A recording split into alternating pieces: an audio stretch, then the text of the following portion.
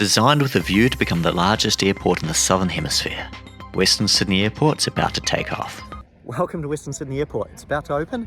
We've got to talk through the master plan, some of the design features, and while we're at it, I'm going to race a half marathon on the runway.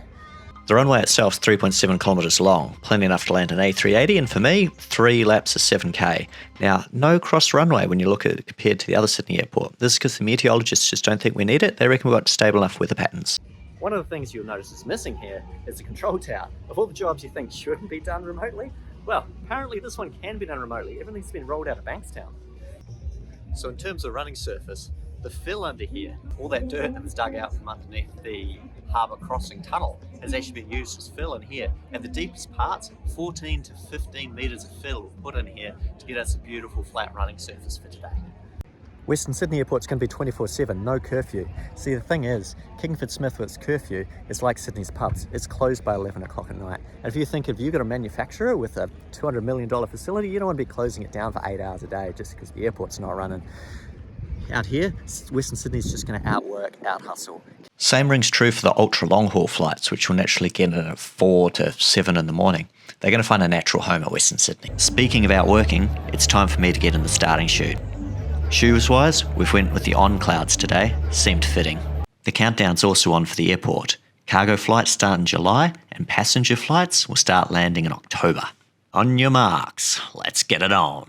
3, 2, 1, go! Look, Mum, I made the news. I rocked into a steady state and quickly caught a few people who went out a bit hard. It's an amazingly liberating feeling rolling down a really wide runway.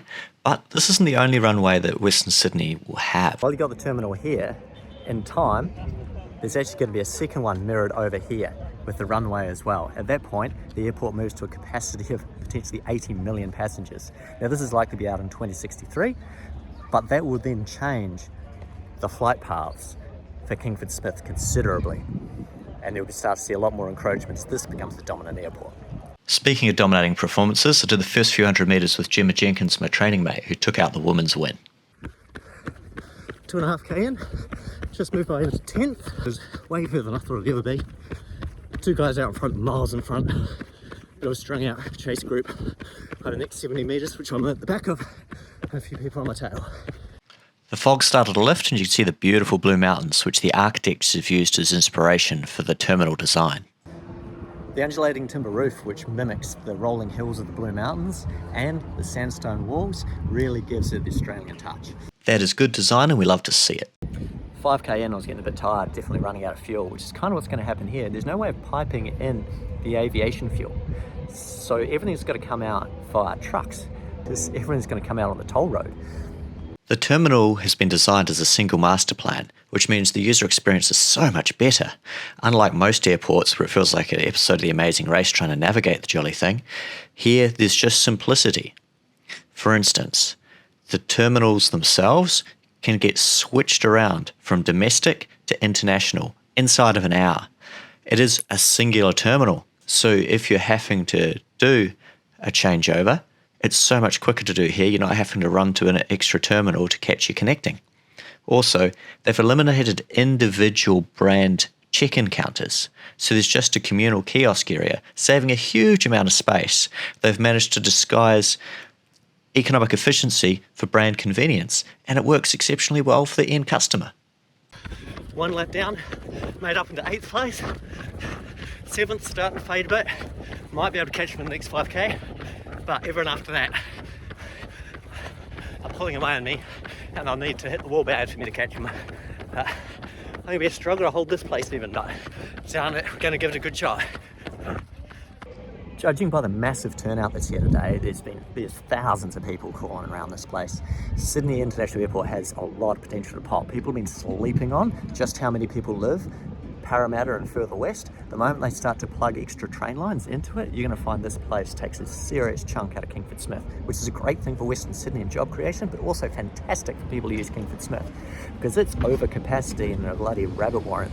If it has 20% less people, 50% less people going through it, it's a more pleasant experience for everyone.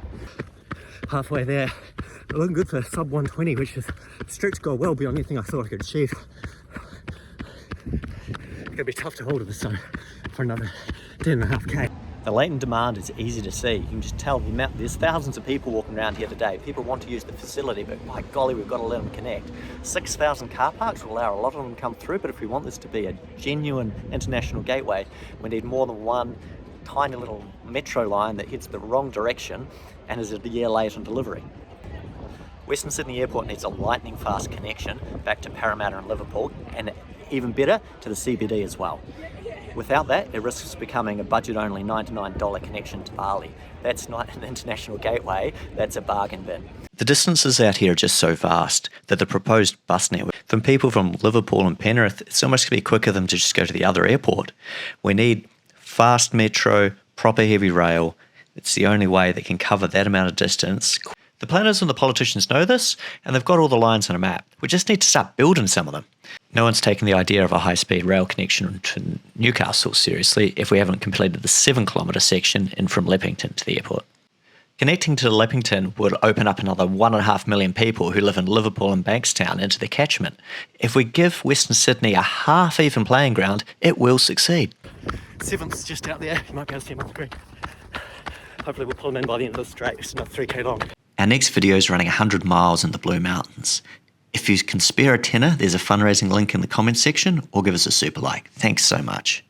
I did catch the guy in 7th, but at the same time the chap behind me passed me, so back in 8th.